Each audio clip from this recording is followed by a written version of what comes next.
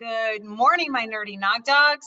This is a follow-up to our live session that we had today for week 3, day 3 of our summer writers workshop. Okay, so if you missed the live lesson, this is just to kind of help keep you informed. Obviously, live lesson, you get some real writing time, which is necessary. All right, my friends. So we're working on our Big Thing Happens, a small moment narrative, and we're telling a big punch in that small moment. So we were working on our graphic organizer and how to make this all work. So that's part of today's lesson. And then also talking about how to end our writing. So there's different ways that we could add an ending. Let us get started, friends. So here we go. And this is, again, just to help you in case you missed the lesson for the live session. Here we are. So our graphic organizer, we start with the big thing, the moment of impact, the thing that was monumental, showed a lot of emotion, and created some sort of change or something happened in that moment. And so we start writing our story, and we start with our graphic organizer here. The big thing happened. And so what you were supposed to do was sketch what was happening in that moment. And then we use the jot dots below to kind of remind us of how we were feeling. Because again, this is a personal narrative. So it's all about you. You are telling your story, which reminds me, I feel like I should kind of touch on those personal narrative requirements too. So the small moment criteria, big thing happened. It has to be true. It has to have happened to you. You have to be the main character in the story. It's a story about you. It's true. And it showcases emotion. If it's not got some emotion, people aren't going to be interested in reading about it, right? So we entice the reader in by showcasing the emotion and allowing them to connect to the story as well. And then the last thing is, it has to happen in a small amount of time. So in less than 8 minutes time, the entire story. My story, in fact, probably happens in maybe 1 minute and 30 seconds of length. Okay, I might preference something earlier, but for the most part, it's told within a short amount of time. So I started the big thing happened. And for me, as you see in my picture here, I'm tasting this soup. And you can see from the picture, it's got fish and shrimp and all kinds of things. Now, if you read my jot dots, you get a feel for what I was thinking at that time. And number one jot dot was I didn't want to eat it. But I also didn't want to miss out. I wanted to try new things. I wanted to be brave. I didn't want to get sick and ruin my trip by eating this, right? So this was on a trip down to Costa Rica. I was doing a homestay. I was living with a family that only spoke Spanish because I wanted to learn Spanish. And I just wanted to be involved in the culture. And guess what? Learning about new cultures includes their foods, right? So I knew that going in, and I wanted to try everything. And yet I was really struggling with eating this fish soup. And you'll see why in just a moment, okay? So the jot dots kind of help us formulate what we're thinking. This is how this graphic organizer works. Now, what we might need to do is tell the moment before the big thing. So you know, in my big thing, I'm gonna eat the soup. There I am eating the soup. And then you see my little bubbles. Deep, deep, deep. Wow. So that is the moment when things changed for me. And that's the big thing that happened that I'm gonna tell about. I do have to kind of set things up. So I'm gonna go to my step 2, which is to sketch and then bullet point the moment just before the big thing happened. So I'm not telling you about my flight to Costa Rica. I'm not telling you about meeting the family I'm staying with in Costa Rica. I'm telling you about the moment before I ate the soup. And so just before eating the soup, I saw this big pot on the stove. Guess what? She had started cooking the pot and the soup at 5 a.m. when I woke up that morning. And then when I got home in the afternoon, that pot was still sitting there on the stove with the fish soup. It hadn't been refrigerated.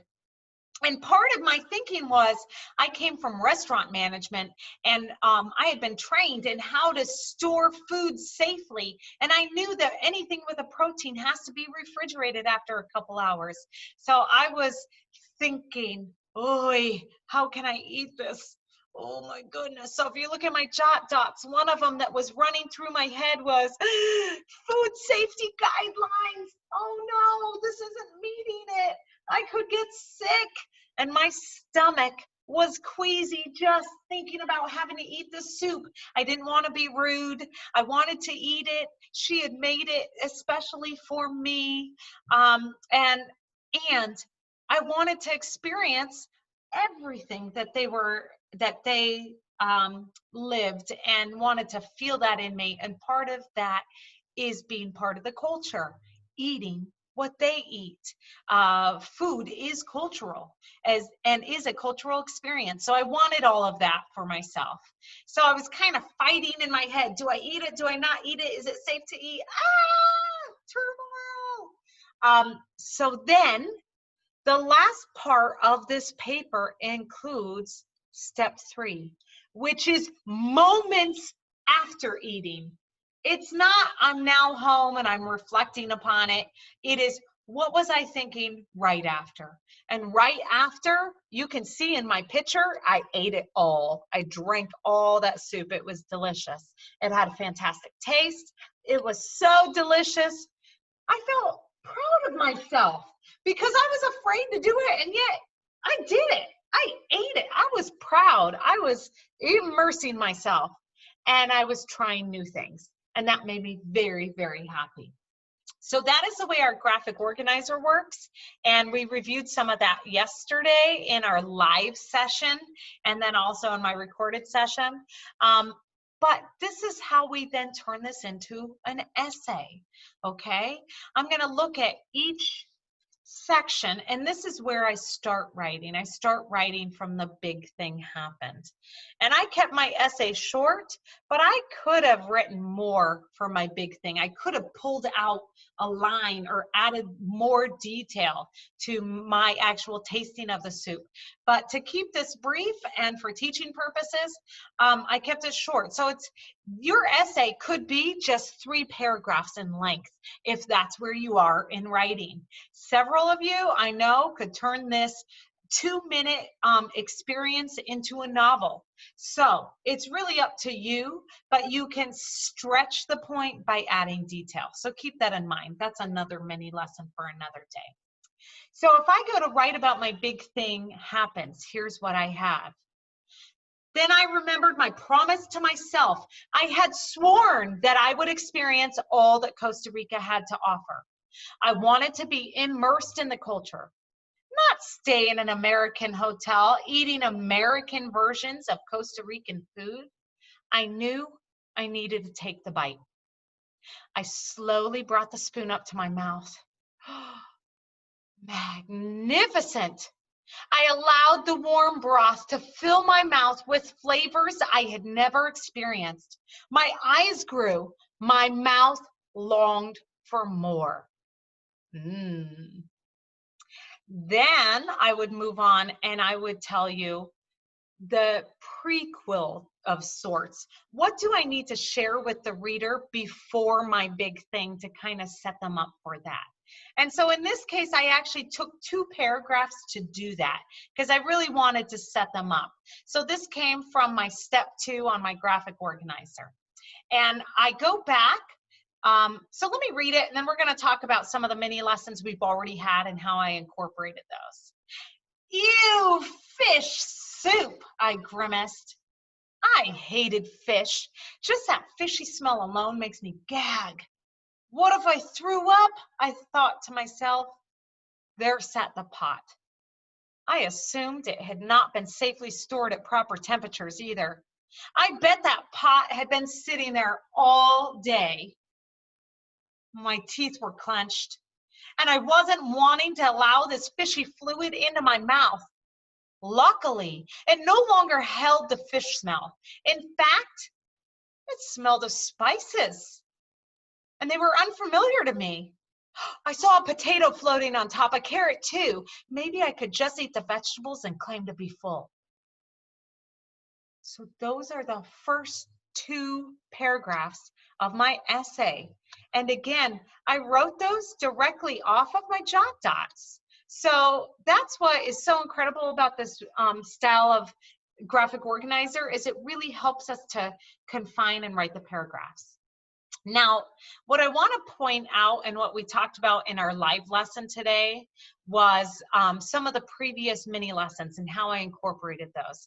And so I highlighted these for my students. I started with, ew, fish soup.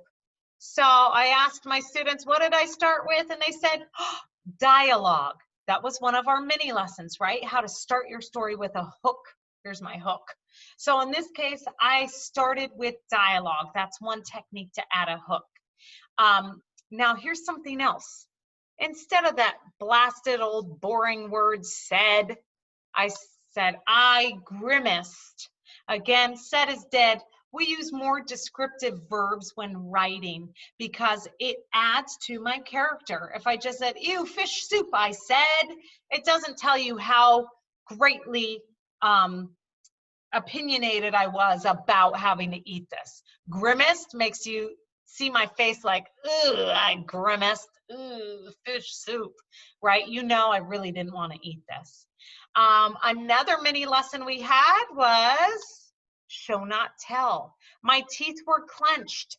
Just adding in that descriptor tells you again, I didn't want to eat this, right? There's other things too. I kind of set the scene, like I'm talking about proper temperatures. That's kind of setting the scene. I'm also painting the picture of what the soup bowl looked like, right? A potato on top, a carrot. So all of those are techniques that we have had in mini lessons already that help with your writing to really detail and set the scene. Okay, so now we would go to my last paragraph, which I had the students help me with. But before we did that, we reviewed a notebook page. This you guys wrote into your composition book, and it's good writers end their stories with a bang. Now here's the thing. Writers do these things all the time. They are doing reflecting. They might end their story with a lesson they learned. They might give you advice. They could leave you with a cliffhanger. Maybe they end with a question, or they wrap up, meaning they look at what they started with and they include that in their ending. And what I want you to do as a writer is start to look at what the good authors do, because those mentor authors help us with our writing, and then when we emulate techniques they use, it improves our writing. So in summer school, you guys were reading Seesaw Girl, and I don't want to ruin the ending if you haven't read it, but the technique they used was lesson learned. Okay, she wraps up the story with a lesson she learned. This is a classic technique and a great strategy that good writers employ in their writing all the time. So please take a moment and write down your note page in your composition book. These are techniques for ending with a bang. You can pause it and I will wait. Dun, dun, dun, dun, dun, dun. Okay. Meanwhile, I had students help me with endings. And if we were to add advice, we could end my story with, after eating such an incredible meal, I wouldn't want to ever miss out on an experience like that and what I've learned. Therefore, my advice to you would be try everything. Eat the soup, the strange concoction you've never seen before. Hang glide, bungee jump, try it all. It colors your world. So that is a classic technique for ending a paper. Give advice. Another ending might include a question. After eating such an incredible meal, I wouldn't want to ever miss out on an experience like that and what I've learned. Would you be willing to try something new? So again, a couple options. The option my classmates or my students chose was to give a cliffhanger. So now I'm going to read my story from the beginning, and I'm going to include their cliffhanger. And I want you guys to tell me what you think. Let's see. Here's my story. Ew, fish soup, I grimaced. I hated fish. Just the fishy smell alone makes me want to gag. What if I threw up? I thought. Ooh, and that's a technique. I'm using internal thinking. So high level technique to add in. What if I threw up? I thought. There sat the pot. I assumed it hadn't been safely stored at proper temperatures either. I bet that pot had been sitting there all day. My teeth were clenched, and I wasn't wanting to allow this fishy fluid into my mouth. Luckily, it no longer had a fishy smell. In fact, it smelled of spices, which were unfamiliar to me. I saw a potato floating on top, a carrot too. Maybe I could eat the vegetables and then claim to be full. Then I remembered my promise to myself. I had sworn that I would experience all that Costa Rica had to offer. I wanted to be immersed in the culture, not stay in an American hotel eating American versions of Costa Rican food. I knew I needed to take a bite.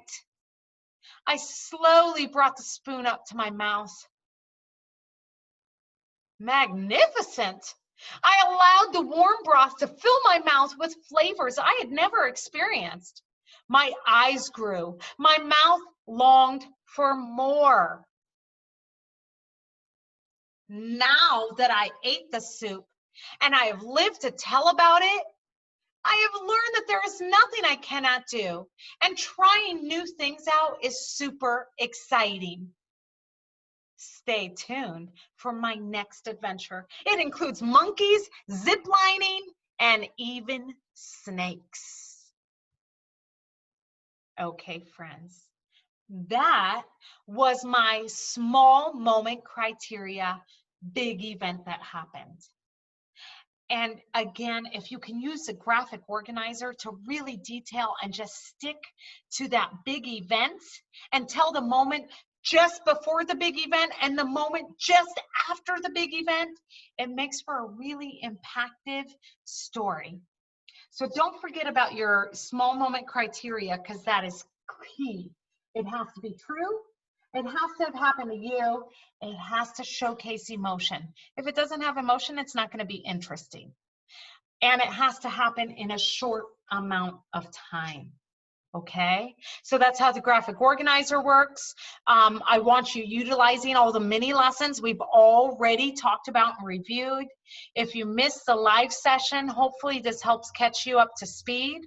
But I want you to start looking at the ways that different writers employ these strategies, because they are skills that will help you write like them. And we always want to follow our mentor authors because they do it so well. Why not emulate the experts? So there you go, my friends. Have a great day. That's how to close out your story with a bang.